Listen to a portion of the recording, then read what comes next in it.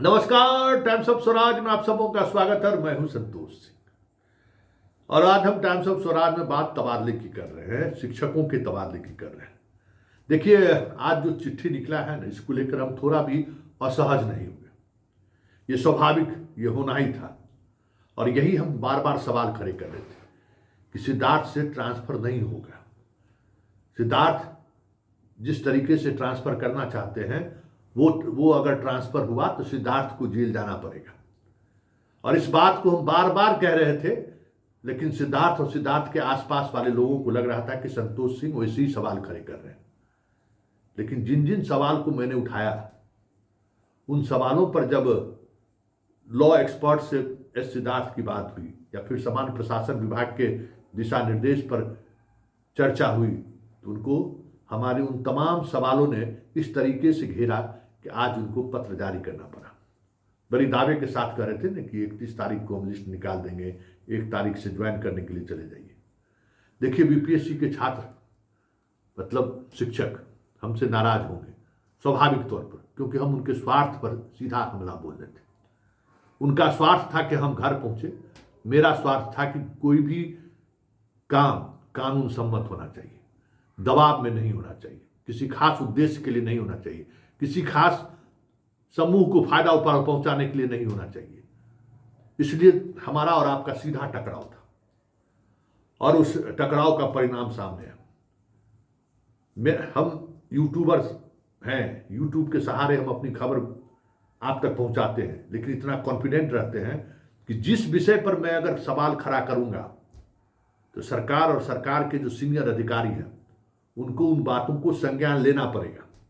भले हमारे देखने वाले लोगों की संख्या कम, मेरा करोड़ में व्यूअरशिप नहीं है, लाखों में व्यूअरशिप नहीं है, लेकिन हम जिन सवालों को जिस मजबूती के साथ उठाते हैं और जिन तथ्यों के आधार पर उठाते हैं, कोई भी सरकार कितना बड़ा भी आईएएस अधिकारी क्यों ना हो, एक समय में आकर उनको लगने लगता है कि अगर इस तरीके से कर दिया तो हमारे गले की फांस बन सकती है। तो हमने एस सिद्धार्थ के पूरे उस प्रोसेस पर ही सवाल खड़ा किया था कि आपको राइट ही नहीं है। और अंततः वो बात आज जो कमेटी बनी है उसने साबित कर दिया। मैंने कहा था कि जो नियोजित शिक्षक हैं, जो विशिष्ट शिक्षक बनेंगे, उनका तबादला तब तक आप नहीं कर सकते हैं जब तक वो विशिष्ट शिक्षक नहीं बन जाते। नहीं माना गया, सब भरिए। कैसे भर दीजिएगा भाई? आप जिस समय में आवेदन आमंत्रित किए हैं उस समय में वो आपका मुलाजिम नहीं है, आपका स्टाफ नहीं है। कोई हाई कोर्ट में चला जाएगा, 1 मिनट के अंदर में आपका फैसला रद्द हो जाएगा। यही बात पीके शाही कहा आपको ना कि क्या कर रहे हैं सिद्धार्थ जी, ये तो ब्लंडर कर रहे हैं।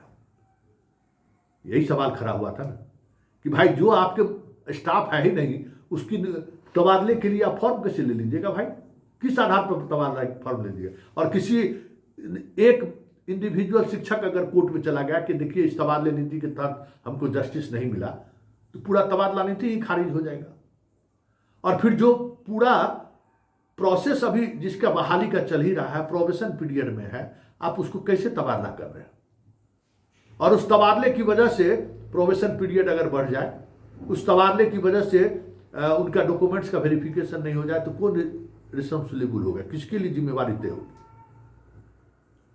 और जो कैटेगरी आज उन्होंने बनाई है कि फर्स्ट फेज में हम इन लोगों को करेंगे, सेकंड फेज में इनको करेंगे, थर्ड फेज में इनको करेंगे, फोर्थ फेज में इनको करेंगे, हम डे फर्स्ट से चिल्ला रहे हैं कि आप सबको एक साथ कर ही नहीं सकते।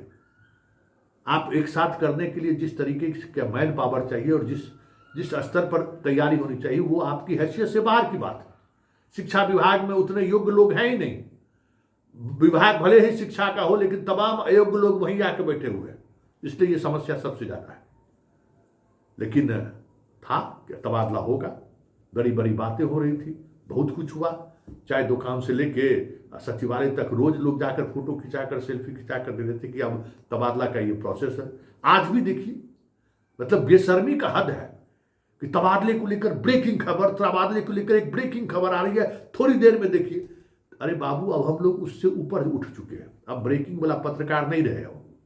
जैसे जिस जमाने में ब्रेकिंग के पत्रकार थे, उस जमाने में तुम ही न लिखते थे मेरा खबर जी, कोई आगे बागे बाएं दाएं कोई रहता था? कंटिन्यू ना 6 महीना तक संतोष सिंह टॉपर रहा था ब्रेकिंग लिखाने में, कोई आजू बाजू। और जब कशिश में गए तो 6 महीना तक जगदीश चंद्र कातिल को जो है सो मजबूर होना पड़ा ईटीवी के चैनल हेड को कि संतोष कहां से खबर ब्रेक कर देता है। सबको पसीना छुड़ा दिए थे, जो नंबर 1 चैनल बना दिए थे कशिश से चैनल को। अब उस मूड से हम बाहर निकल चुके हैं। अब हमारा मूड है कि जो सरकार निर्णय ले रहा है वो निर्णय कहां तक सही है, और उस निर्णय में अगर कोई चीजें हैं, कुछ चीजें हैं, तो उस पर हम सवाल खड़ा करेंगे। और हम आपके पक्षकार हैं, आपके पैरवीकार नहीं है। पक्षकार हमेशा मीडिया वाले पक्षकार हुआ करता है, पैरवीकार नहीं।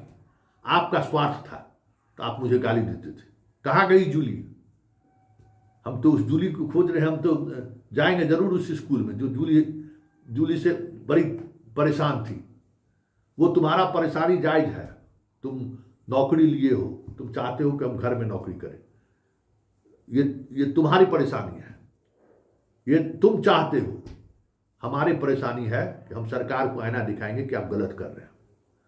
आप जो प्रोसेस अपना रहे हैं ये प्रोसेस गलत है, ये प्रोसेस आपके अधिकार क्षेत्र से बाहर की चीज है। वो मेरा काम है, हम दिखाएंगे और सरकार को मानना पड़ेगा, क्योंकि सरकार को पता है कि अगर मीडिया में ये खबरें लगातार आ रही है और संतोष सिंह ये खबर चला रहा है तो आज न कल सीनियर अधिकारी संज्ञान में लेंगे तो पसीना छूट जाएगा। क्या क्या नहीं धमकी दिया गया आपको कि केस कर देंगे, आवेदन तक तैयार हो गया। संतोष सिंह झुक गया क्या? संतोष सिंह मतलब झुकेगा नहीं, बाकी बात नहीं कहेंगे। तथ्य के साथ, साक्ष्य के साथ, और जो 20 वर्षों 25 वर्षों का जो पत्रकारिता का अनुभव है, उस अनुभव के आधार पर हम कोई बात करते हैं।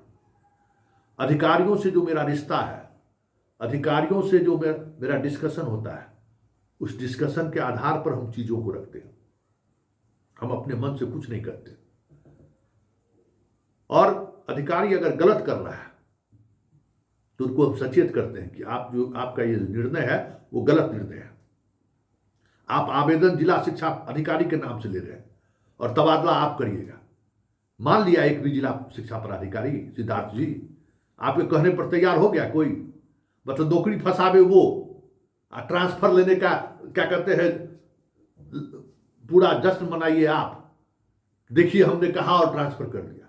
क्या समझ रखा था आपने कि हम आईएएस हैं, हम जो कहेंगे वही होगा? आवेदन अगर आप करना चाह रहे थे तो आवेदन आप अपने नाम से मंगवाते, तब न देखते, तब न कुछ होता, तो जिम्मेवारी तय होती है आपकी भी। ऐसा थोड़ी है कि सरकार में हर किसी की जिम्मेवारी तय होती है। तो आप क्या सोचे थे कि जी जिला शिक्षा पदाधिकारी के नाम से आवेदन लेंगे, हम ट्रांसफर कर देंगे, कोई अगर शिकायत होगा तो हम कार्रवाई भी करेंगे? ऐसा भी हुआ है, चुरचुर और मुरमुर दोनों। ऐसा कभी हुआ है? काहे नहीं करा दिए? क्यों आप कमेटी बनाए? यही सवाल हम ये फर्स्ट से कर रहे थे ना कि आप सीधे ट्रांसफर नहीं कर सकते हैं, क्यों आज कमेटी बनाना पड़ा? क्यों? और उस कमेटी की रिकमेंडेशन की जरूरत आपको क्यों पड़ा? हम बार बार कह रहे थे कि भाई विकलांग जो कह रहा है वो विकलांग है कि नहीं, सर्टिफिकेट उसका सही है कि नहीं, पति पत्नी जो कह रहा है वो पति पत्नी है कि नहीं, सारी चीजों को आप जांच कीजिएगा ना, तब न तबादले की बात आगे बढ़ाइएगा। कि सीधे आवेदन मांग लिया और तबादला कर दिए, वाह, ऐसा भी हुआ है। अब जो ये कमेटी बनी है, ये कमेटी देखिए, कमेटी कब रिपोर्ट देती है उससे बहस नहीं है, ये लीगल प्रोसेस हुआ। अब आपके तबादले को लेकर जो प्रोसेस अपनाया गया है यही प्रोसेस है, और इस प्रोसेस के तहत आपका तबादला जब होगा तो फिर आपके सारी बातों को ध्यान में रखा जाएगा। फिर हमारे जैसे पत्रकार को कहने की जरूरत नहीं पड़ेगी कि ट्रांसफर कर दीजिएगा तो प्रान नंबर का क्या होगा, ट्रांसफर कर दीजिएगा तो इसका डॉक्यूमेंट्स वेरिफिकेशन का क्या होगा। क्योंकि सिद्धार्थ जी आपने जो कमेटी बनाई है ना, वो कमेटी किसी भी स्थिति में बिना डॉक्यूमेंट्स वेरिफिकेशन के, बिना सारी प्रक्रिया प्रोबेशन पीरियड की सारी प्रक्रिया पूरी हुए बगैर एक भी उम्मीदवार को रिकमेंड नहीं करेगा। ये अपनी नौकरी नहीं फंसाएगा। आप चले जाइएगा, 1 साल नौकरी बचा हुआ है, आप चले जाइएगा, कितना जेल चल जाएगा, इसका कुछ अंदाजा है आपको? कोई कोर्ट चला गया, कोई विजिलेंस में चला गया, तो कोई बचा लेगा क्या? प्रोबेशन पीरियड क्यों रहता है? क्यों डॉक्यूमेंट्स वेरिफिकेशन अनिवार्य होता है? और जबकि लगातार निकल रहा है फर्जी शिक्षक सब, तो अपना अपना हाथ काट के दे देगा आपको। चलिए, अभी भी वक्त है, इन लोगों का जल्दी प्रोबेशन पीरियड खत्म कीजिए, सारे डॉक्यूमेंट्स का वेरिफिकेशन कीजिए। आप विशिष्ट शिक्षक का 6 महीना तक औपबंधिक नियुक्ति रख लीजिए कि उसका हम डॉक्यूमेंट्स वेरिफिकेशन करें। कितना बार उसका डॉक्यूमेंट्स वेरिफिकेशन कीजिएगा भाई? जब से बहाल हुआ तो वेरिफिकेशन नहीं हो रहा है, फिर भी आप वेरिफिकेशन करने के लिए उसको औपबंधिक नियुक्ति पत्र दे रहे हैं। और यहाँ जो फ्रेशर बहाल है, 1 साल 1.5 साल जिसकी नौकरी की हुई, उसको तबादले के लिए आप परेशान हो गए। इतना दबाव में क्यों थे भाई? हमें तो ये समझ में नहीं आता कि इतना दबाव में क्यों थे आप। अरे ठीक है, यूपी वाला का दबाव था, कुछ बिहार के भी अधिकारियों के बच्चे इसमें हैं, वो दबाव था, पटना आना चाहता था, बिहार के बॉर्डरिंग इलाके में जाना था। लेकिन आप जैसे पदाधिकारियों को दबाव में हमें नहीं आना चाहिए था। हमें कोई गार्जियन आके आपको कह दिया आप दबाव में आ गए, तो हमें तो ये समझ से परे बात लग रही है कि आपको दबाव में आई है। आप जस्टिस करिएगा ना। आप बताइए, विशिष्ट शिक्षक को जैसे तो आप जो इस तरीके से तबादला करिएगा, तो बाकी लोगों का TRD 3 का भी प्रोसेस भी शुरू नहीं हुआ है। हम यही सवाल कर रहे थे ना, इस सारे तबादला का प्रोसेस एक बार होगा, एक तरीके से होगा, एक नियमावली के तहत होगा। आपका नियमावली स्पष्ट है ही नहीं। और बात अब आ गई सामने। अब ये कमेटी जब रिपोर्ट दे और जितने दिनों में सारे आवेदन पर विचार करें, कितना वक्त लगेगा कहने की जरूरत नहीं है, लेकिन इतना तय है कि अब जब ट्रांसफर का जो प्रोसेस शुरू हुआ है, ये कानून सम्मत प्रोसेस है, ये लीगली सही है। और इसके सहारे जो रिकमेंडेशन कमेटी करेगी, उन लोगों का ट्रांसफर होगा। और अब उस कमेटी के सामने बहुत सारी बातें जाएंगी। उस कमेटी के सामने उन तमाम लॉ क्या है, समान प्रशासन का आदेश क्या है, समान प्रशासन प्रोबेशन पीरियड को लेकर क्या गाइडलाइन है, सारी बातें उस कमेटी के पास जाएगी। और फिर कमेटी विचार करेगी, तब कमेटी अंतिम निर्णय लेगा। उसके बाद SCS महोदय ट्रांसफर पर मोहर लगाएंगे। लेकिन इन तमाम प्रोसेस में जो मुख्य प्रोसेस है, जो शुरुआत ही गलत हुई, वो गलत ये हुआ कि जिला शिक्षा पदाधिकारी के नाम से आवेदन लेने की जरूरत नहीं थी। वो सीधे प्राइमरी डायरेक्टर और माध्यमिक डायरेक्टर के नाम से आवेदन लिया जाना चाहिए था। यहाँ से वो उनका तबादला हो जाता।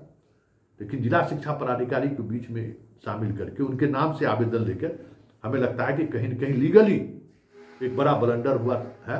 और आने वाले समय में ये सुधार जरूर इनको करना पड़ेगा, तभी तबादले का ये प्रोसेस आगे बढ़ेगा। क्योंकि भाई आवेदन जिस संस्थान के हेड के नाम से आप ले रहे हैं, उसकी जिम्मेवारी कैसे तय होगी? आप पटना से बैठ के ट्रांसफर कीजिएगा तो, और कैसे ओके कर देगा? जो सवाल हम लगातार उठाते रहे, इन बातों को समझने की जरूरत है और ये मनन करने की जरूरत है कि जो आप करने जा रहे हैं उसका लीगल इशूज क्या है, उसको भी समझिए। हम सवाल वैसे ही खड़े नहीं कर रहे थे, हम उन सवालों को इसलिए खड़े कर रहे थे कि एक अलग मैसेज भी जा रहा था। ये जो तबादला है ना, ये तबादला की वजह से ही RCP टैक्स का चर्चा होने लगा बिहार में। और इतने बड़े स्तर पर तबादला होगी तो कुछ न कुछ, अगर इस तरीके की चर्चाएं होनी शुरू हो गई तो नीतीश कुमार की बदनामी होगी कि देखिए यहाँ तबादला उद्योग शुरू हो गया।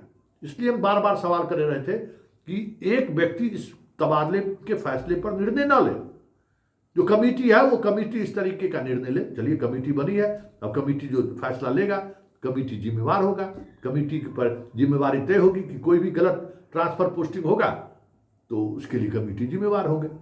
वैसे चलते चलते BPSC के तमाम शिक्षकों से एक बार हम बड़े भाई के तौर पर हम कह देते हैं, अभी लंबा कैरियर है, बहुत कुछ उतार चढ़ाव जीवन में देखना है, थोड़ा उतावलापन कम करिए, मर्यादा का ख्याल करिए और किसी के बारे में कुछ भी प्रतिक्रिया करने से पहले, देने से पहले जरूर सोचिए।